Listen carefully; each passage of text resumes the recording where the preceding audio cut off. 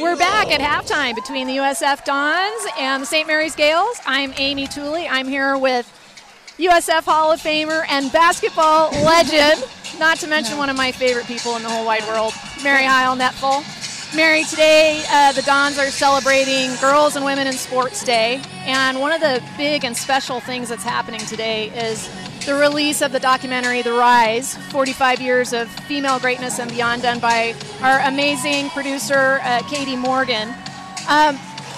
This is a documentary that chronicles the history of women's athletics here at USF and the importance Title IX played in that.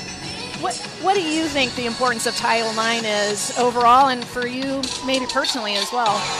You know, Title IX, I was very young, and when it came into be, but it gave girls an opportunity to play sports. And I really had not thought about playing college basketball because there just weren't those opportunities. But Title IX was pushed through, and it gave me a chance to come to USF on a scholarship.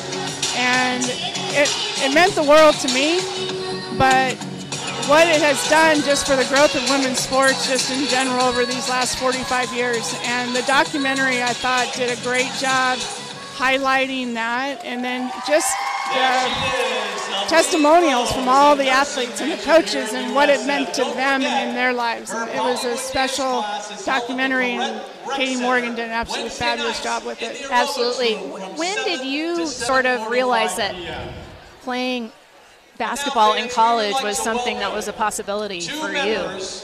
You know, I was in high school and recruited a little bit. Recruiting is much different now than it was in the mid-'70s. And, you know, the thing that attracted me to USF was it was an opportunity to play, to get a scholarship. They had just started giving scholarships a year before, so my timing was good. Timing in life is everything, right? And I just, you know, I wanted to come somewhere where I was going to be valued as a student and as an athlete, and USF fit that, and they provided an opportunity financially for me to come as well. But what that did for the growth of, again, just women's athletics at USF, and to be a part of the beginning of that and to see how it's grown has been amazing. So when you were here in the late 70s and early 80s as a player, obviously the women's basketball program was established and was still progressing along with a lot of the other women's sports here. But there were several people that had to really advocate and push for women's athletics, even though Title IX had passed. With this documentary, are there any stories in particular that you're happy to see kind of exposed and shown what the work people did?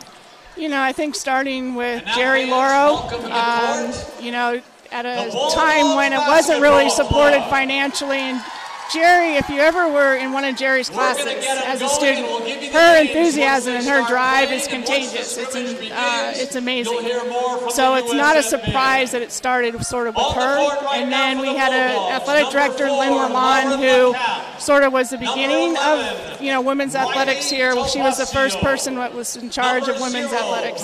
And then Sandy Hill, as you saw in the video, was kind of the stalwart. I mean, she was the woman who really stood up and made sure that female athletes had a voice, and not just a meek voice. I mean, Sandy stood her ground and really fought for us to have this very similar experience as the male athletes we're having here at USF. And so much of what we have is because of what Sandy fought for. We had a Vice President for Student Development, Ann Dolan, as well as Carmen Jordan Cox. Again, two females who are in those pretty powerful roles on campus that were advocates for female athletes as well.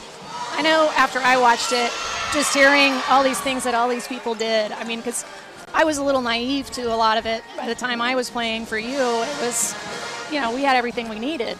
But I was so inspired after watching that and so fired up, like, what can I do? How can I help? Where do I go? So I think that's one of the really special parts of the piece. As far as, I know that this documentary is really the story of USF and women's athletics at USF, but do you feel like it would resonate with other programs across the country as well? Do you think it was maybe similar in other parts of For the US? sure. what happened at USF was happening across the country on a lot of campuses.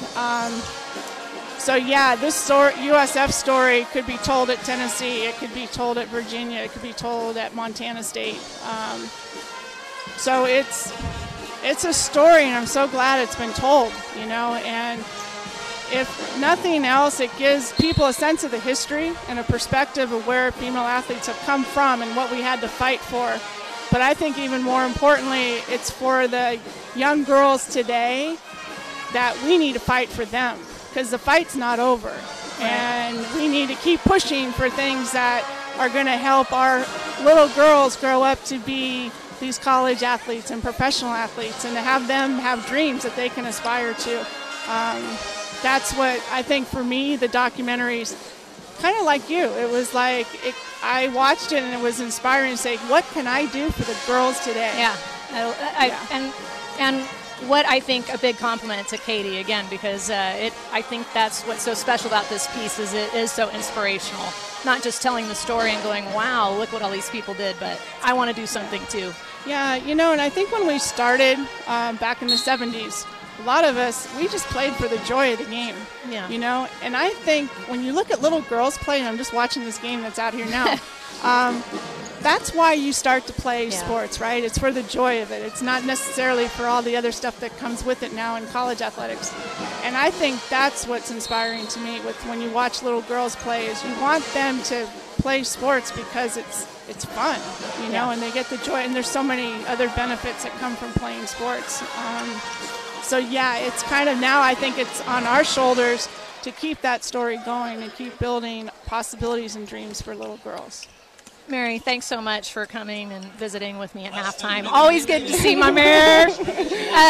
Speaking of thank yous, we have a little message from the current student athletes at USF for all you pioneers out there. Oh, nice.